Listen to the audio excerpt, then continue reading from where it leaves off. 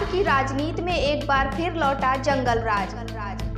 आज बात करेंगे हम बिहार की। बिहार की राजनीति में एक बार फिर जंगल राज की चर्चा तेज हो चुकी। बीते कुछ दिनों से बिहार में अपराध के कई बढ़ते मामले सामने आए हैं। कहीं दिन दहाड़े गोलीबारी हो रही है, तो कहीं पर हत्या, तो कहीं पर लूट के मामले सामने आ रहे हैं, जिस पर विपक्ष का कहना है कि बिहार में कानून व्यवस्था पूरी तरह से ध्वस्त हो चुकी है और सरकार सिर्फ बयानबाजी में लगी हुई है।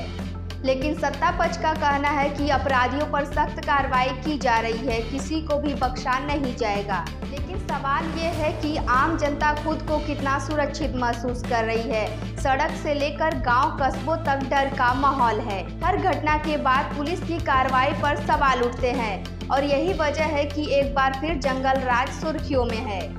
फिलहाल बिहार की राजनीति में इस मुद्दे ने गर्मी बढ़ा रखी है। अब देखना होगा कि सरकार आम जनता का भरोसा कैसे लौटाती है। बिहार में चुनावी बिगुल बज चुका है और एक बार फिर बिहार की राजनीति में जंगल राज की गूंज सुनाई दे रही है। एक तरफ तेजस्वी यादव जो रोजगार और नौकरी की बात कर रहे हैं, तो वहीं पर एनडीए जो लालू और राबड़ी के पुराने शासनकाल के दौर को याद दिला रही है। साल था 1997 जब बिहार के मुख्यमंत्री लालू प्रसाद यादव पर चारा घोटाले का आरोप लगा। तब उन्हें मुख्यमंत्री पद से इस्तीफा देना पड़ा था।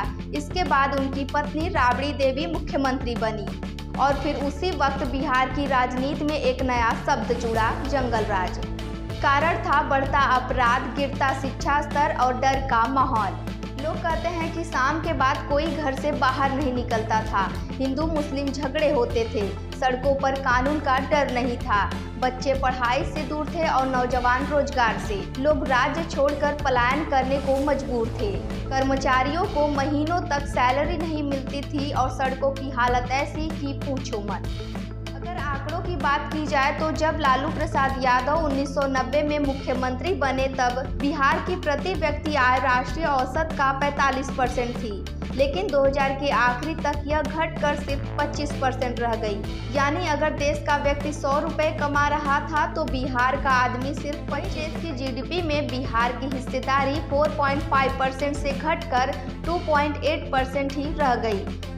सीधे शब्दों में कहें तो विकास रुका नहीं, सीधा पीछे चला गया। अब आता है साल 2005, जब एनडीए और नीतीश कुमार की सरकार बनी और विकास का नारा गूंजने लगा। सड़क, बिजली, स्कूल और महिला सुरक्षा जैसे मुद्दे सामने आने लगे। नीतीश कुमार ने विकास राज की छवि बनाने की कोशिश की। साइकिल योजना, स्कॉलरशिप, आरक्षण और महिला सशक्तिकरण जैसे योजनाओं से। अब आते हैं मौजूदा राजनीति पर। तेजस्वी यादव जो लगातार नौकरी और रोजगार की बात कर रहे हैं, उन्होंने 4 नवंबर को ही ऐलान किया कि अगर उनकी सरकार बनती है तो लाखों नौकरियां दी जाएंगी, खासकर महिलाओं को। आरजेडी 143 सीटों पर चुनाव लड़ रही है, जिनमें से 9 उम्मीदवार या तो बाहुबली हैं या उनके परिवार से जुड़े हुए हैं, जैसे मोकामा से बीना देवी, वारिसलीगंज से अनीता देवी, लालगंज से शिवानी शुक्ला। ये सभी उस दौर के राजनीतिक विरासत का हिस्सा है। वहीं एनडीए भी बाहुबली उतारने में पीछे नहीं है।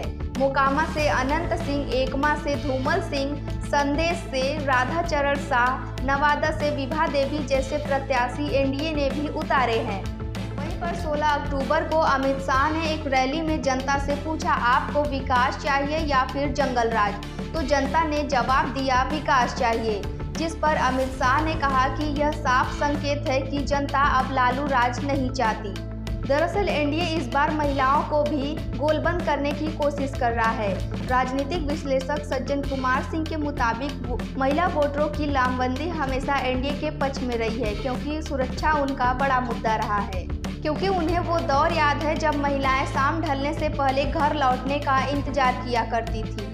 2020 के चुनाव में 54.6% पुरुषों ने वोट डाला था, जबकि महिलाओं की भागीदारी 59.7% थी। यानी बिहार में महिलाओं की भूमिका अब निर्णायक है। इसलिए दोनों गठबंधन महिलाओं को अपने पाले में लाने के लिए हर संभव वादा कर रहे हैं। कभी रोजगार, तो कभी सुरक्षा, तो कभी आत्मनिर्भरता का नारा।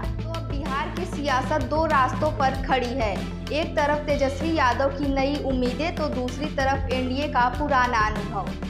चुनाव नजदीक है और बयानबाजी तेज, लेकिन जनता के मन में एक ही सवाल, क्या इस बार बिहार में जंगल राज की यादें लौटेंगी या फिर विकास राज कायम रहेगा?